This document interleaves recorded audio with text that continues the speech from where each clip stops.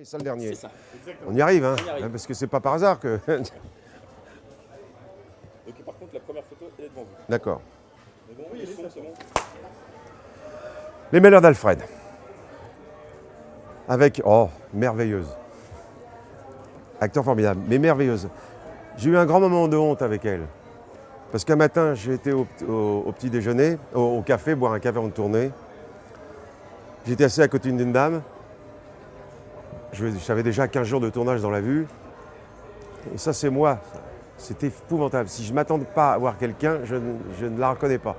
Et donc, je lui ai parlé, tout ça, d'un tas de choses, et je me suis aperçu que c'était Annie Dupéré. Il faut le faire. J'ai tourné avec elle tous les jours, je ne l'avais pas reconnue. Et elle m'a dit, mais tu sais qu'à qui tu parles? Je dis non, Annie Dupéré. C'est quand même rare, à ce point de distraction.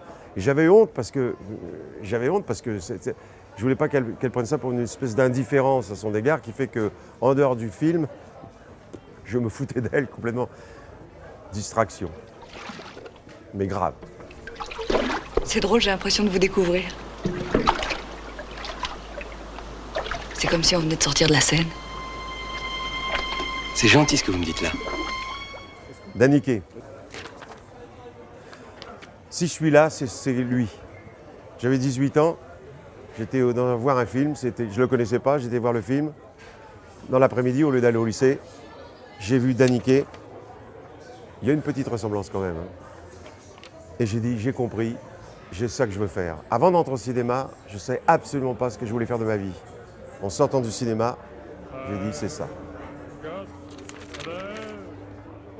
Il dansait sublime, il chantait, il savait tout faire. Je dirais un peu mieux que moi.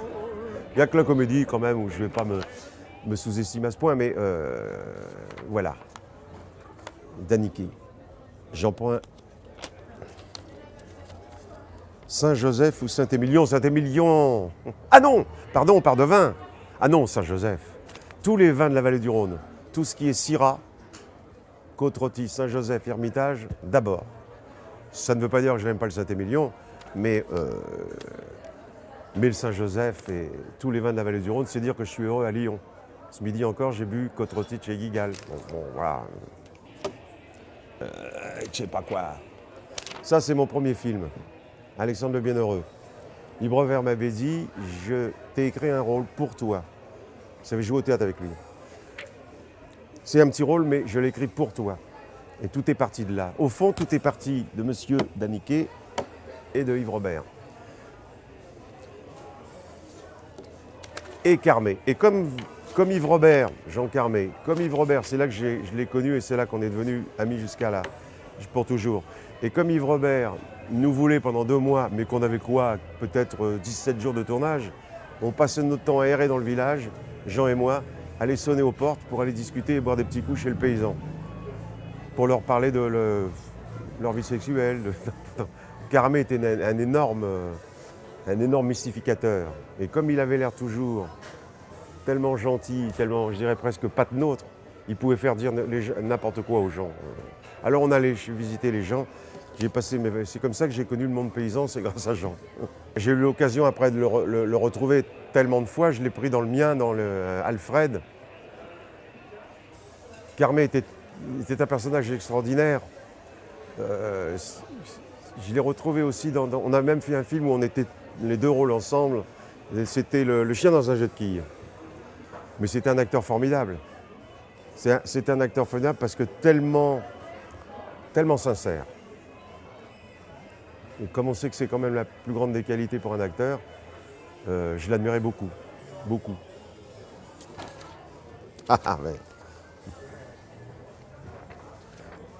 Sais-tu, Distrait, premier film. Yves Robert m'a téléphoné quand il m'a dit je te le produis. Et il m'a téléphoné un jour et m'a dit j'ai trouvé ton partenaire, Bernard Blier. Ce monument du cinéma français. Et j'avais un trac terrible. Puis un beau jour, 2 jours après, allô, c'est Bernard. Avec mon café, j'étais comme ça. Il dit on va faire un film ensemble. C'est un acteur prodigieux parce qu'il peut tout jouer, qui peut être d'une énorme mauvaise foi, Mais tous les acteurs sont de mauvaise foi. Mais alors lui, il cultive au-delà du... C'est un génie. Il a été adorable avec moi. Parce que j'avais une trouille. Parce qu'on m'en avait raconté des histoires qui n'étaient pas faciles, qui pouvaient être même cinglants, voire méchants. Avec moi, il était merveilleux. Il n'y a qu'une fois où il n'avait pas appris son texte et qu'il avait pris 1000 prétextes pour me dire qu'on faisait toujours la prise. On a fait 18 prises quand même parce qu'il ne savait pas son texte. Il m'avait demandé un texte, parce que comme ça, il s'est dit, je le lirai mon texte. Il m'a dit, le directeur a toujours un texte sous la main. Mais en fait, il avait mis le texte de la scène, avec un long travelling. Quand même 18 prises. Alors, c'était la faute d'un figurant qui n'était pas là dans la prise précédente. C'est la faute d'un bruit de chasse d'eau qu'il a entendu, ça l'a distrait. C'était la faute d'un avion qui passe, enfin tout. Puis à la fin, il savait son texte, il a été formidable. Et l'ultime mauvaise foi, c'est qu'il m'a dit après, Pierre, excuse-moi, mais je me suis aperçu que c'était l'anniversaire d'Armand de mon père. Je dis, bah, je comprends bien, Bernard, bien sûr.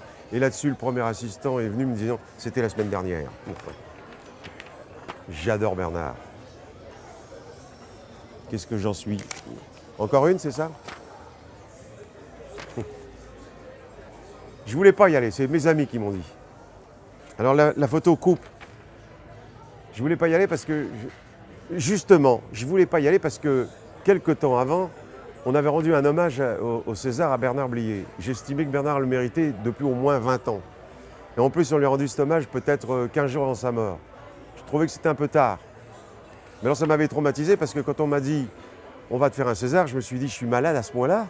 J'ai été voir le docteur des assurances pour les acteurs. Je lui ai dit soyez franc, me cachez pas la vérité. Je me suis dit quoi, il me faut un hommage maintenant, c'est quelque chose de louche. J'ai été ravi parce que j'ai quand même vu toute la seule.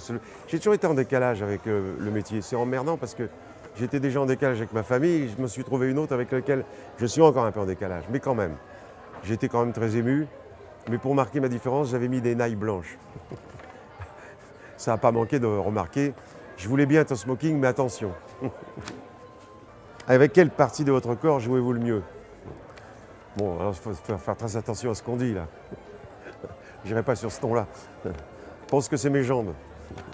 C'est une gestuelle qui est personnelle, comme la gestuelle de Tati, comme la gestuelle de Keaton. Je crois que ce qui distingue les acteurs du burlesque, c'est leur gestuelle. Et la gestuelle se distingue beaucoup par les jambes. Les miennes. Je bégaye avec mes jambes, comme je bégaye aussi. J'ai fait des progrès. Je bégaye en parlant. C'est bon. Le temps qu'il reste, je compte bien en profiter. Si je n'attends pas le retour du printemps, je compte bien profiter de mon été indien. Après, tout ce qui est postérieur, je m'assois dessus. Parfait. Ça vous va? Merci beaucoup. Merci beaucoup.